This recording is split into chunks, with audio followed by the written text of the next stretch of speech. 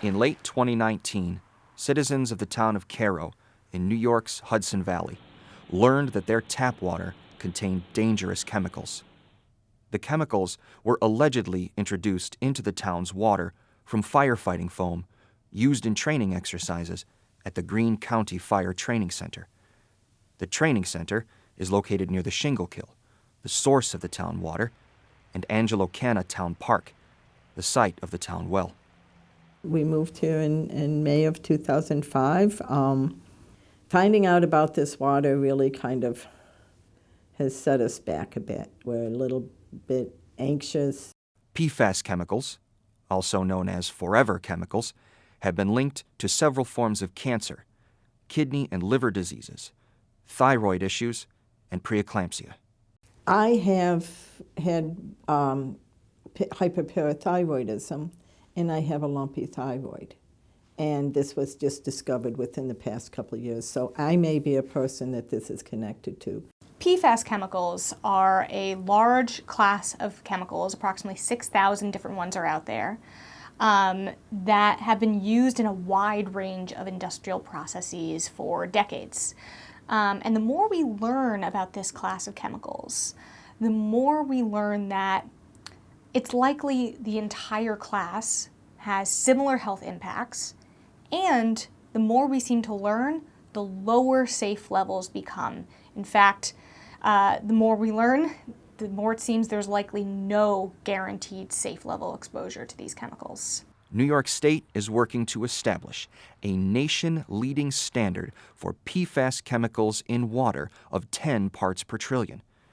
2 tests of Cairo water, taken 1 year apart, revealed PFAS levels of 13.3 and 8.5 parts per trillion.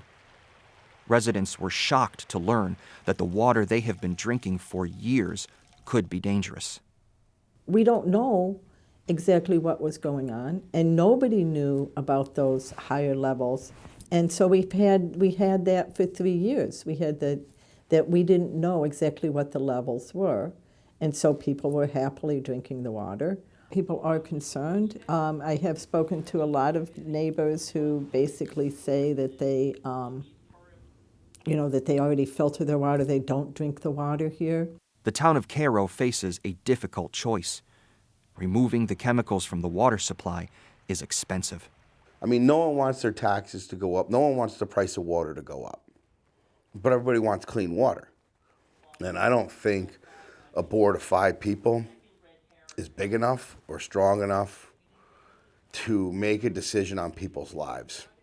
I think everybody that pays for water in this town should have the right to come down here and vote whether they want something done. It should be up to them.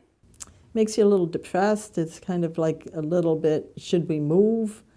There's actually, I have talked to people who have said that they're going to move.